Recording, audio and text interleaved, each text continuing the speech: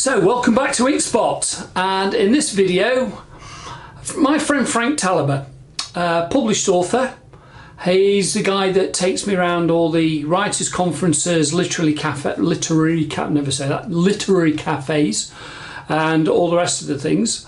Frank also likes writing short stories, and I thought it'd be a great idea to actually video him reading one of these short stories and see if we can put it into a format and run it through editing software, put some effects on it, that kind of stuff. And see if we can make it into like an end product that he can easily promote his work, promote his short stories and his writing style on social media like Facebook, YouTube, that kind of stuff. So he has a short story in mind that he wants to read called Cinnamon Hearts on the Vedder. The Vedder is a river that runs through the Chilliwack, British Columbia in Canada.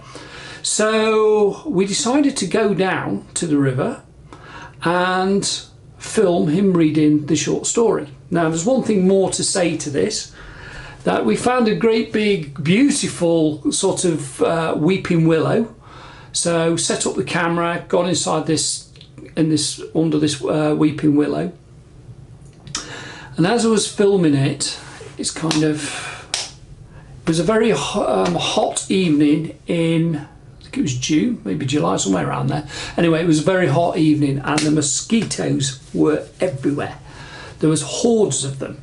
Now it was very easy for me because I was behind the camera, so I could easily kind of scratch and waft and all the rest of it. For poor Frank having to read this story out, he did an amazing job of reading out the story without getting too influenced by the mosquitoes.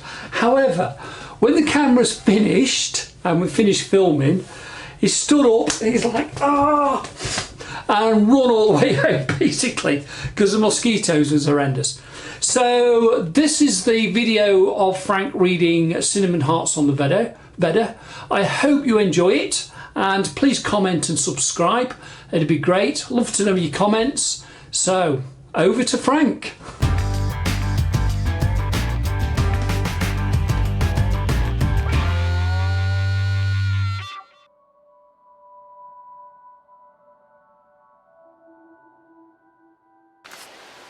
Cinnamon Hearts by the Vedder.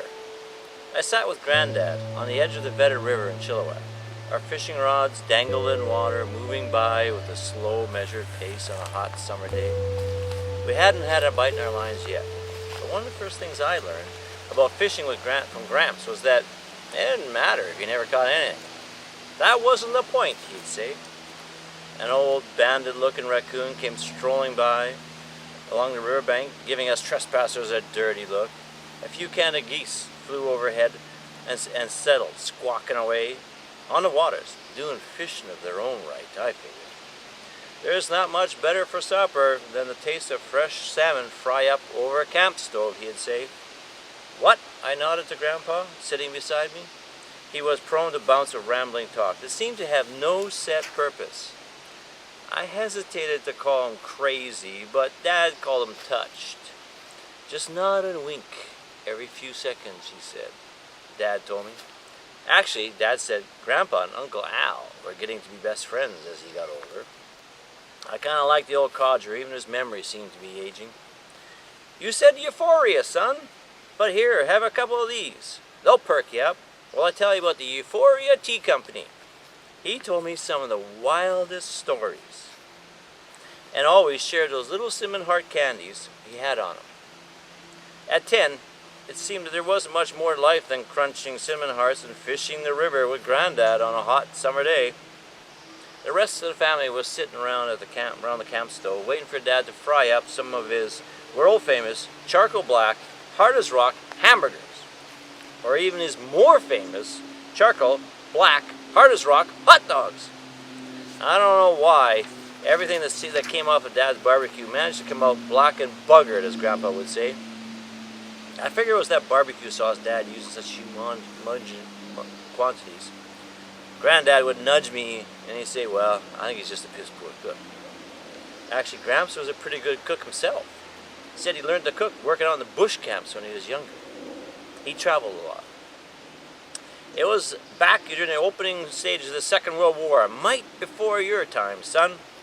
Everything he told me was a mite before my time. I wondered how Grandpa found the energy to do all those crazy things he'd tell me about. All I'd ever known him to do was bellyache about his lack of regularity, chew on cinnamon hearts, and complain about the crap weather. Actually, I said, "Oh look, Gloria's over by that tree, Granddad, not Euphoria." Gloria was my next door neighbor and was having a picnic there with her family. So far she hadn't seen me or I knew she'd be sitting here talking with us, wanting to do gross things like kiss. Grown-up things people do when they're older, like 84. I've been driving in the States with my old Rambler, son. Now, there was a car. If I were to tell you about my old Rambler, son, man, he told me so many stories about his travels in Canada with that old Rambler, I could rebuild it in my sleep. Actually, from all the stories he told me, I calculate he'd be behind the wheel of that car for most of his natural life. Just hit Euphoria, Saskatchewan. Population 2,840. The sign said. But if you've ever been through Saskatchewan, you'd know they've counted every dog, cat, gopher, budgie, and next of kin that lived there, or at the other end of the telephone line. One of those towns where the grain elevators were the only building over 2 stories high. Our teacher said the prairies were flat, no mountains. I had never been to the prairies, lived my whole life in BC. The only thing Granddad said he liked about the prairies was the big open sky and the incredible thunderstorms that would roll in like the fury of 2 tomcats fighting over a female in heat.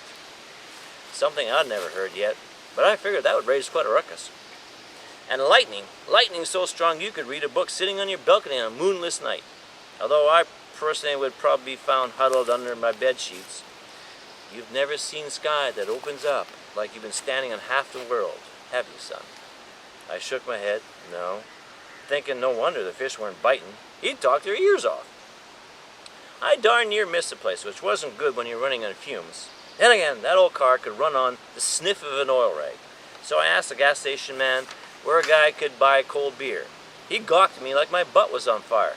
"This here's a dry county, I can assure you, sir." He dismissed me like one of those bugs he was scraping off my windshield. Well, I said to him, "I'll be making a beeline out of here in a darn hurry." Then I spied another fella sitting on the porch whittling away on a piece of wood. "Can't say's I hear you all talking out there. Now, if you want a potent brew to settle your nerves, try the cafe up the street and ask the waitress for a cup of their Euphoria tea." "Tea," I said to him. "What, I look like a decal of the Queen hanging off my underwear or something?" "Like the gentleman said," the gas station attendant said, "this here's a dry county. But try a cup of that tea, Euphoria. It leaves you in better shape than it finds you, if you know what I mean." Then he winked at me, son. He winked at me like I knew what the hell the joke was about, and I was just wondering what the hell kind of a crazy town I just found myself in. However, being a lad of curiosity, I drove up the road, figuring on grabbing a bite of chow anyways. You know, the cafe was so full, it seemed like the whole town was in for that tea. And they all stared at me like they thought I was some sort of cop or something. The chairs in that place all seemed to have somebody's ass shape on them. Like they've been sat in all day, every day, for the last 40 years by the same guy. And like maybe they all just sat there day after day, all day, talking about farmer things.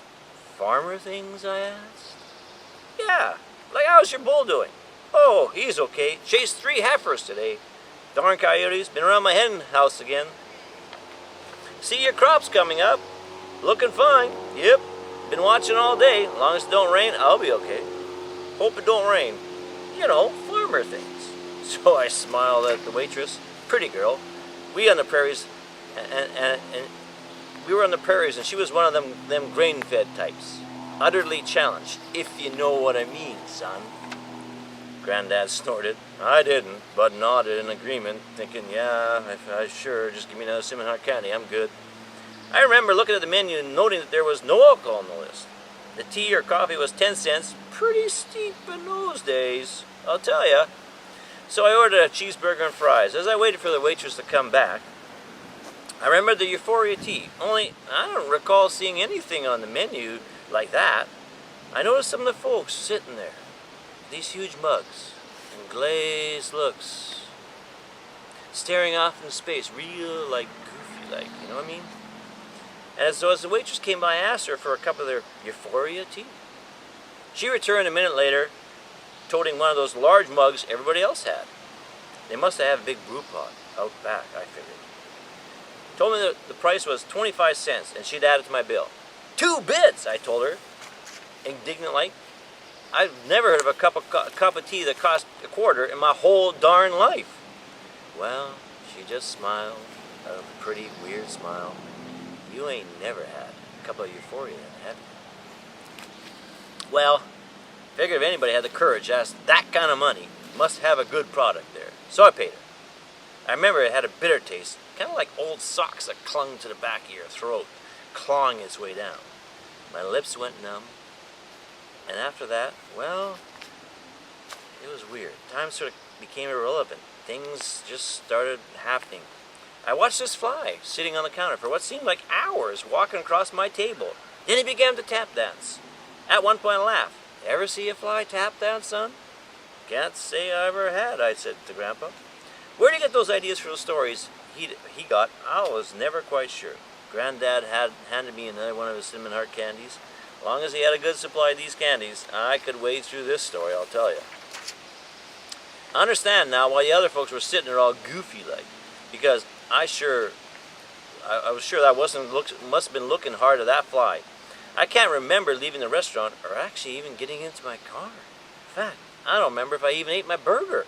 Although, I expect I didn't, because I sure woke up hungry the next morning, starving. I could have ate the arsehole out of a skunk and come back for the smell. I was that hungry. To be honest, son, I don't remember a whole hell of a lot the rest of the day. The blue sky seemed awfully blue, though, vibrant. Then I passed a cop, and I remember thinking he was out to get me. Before long, I pulled into the rest stop and fell asleep. The strangest thing, though, when I woke up, I realized I'd driven nearly 100 miles, which was too bad. Because I'll tell you what, I was tempted to go back to that restaurant for a refill. That was pretty good stuff.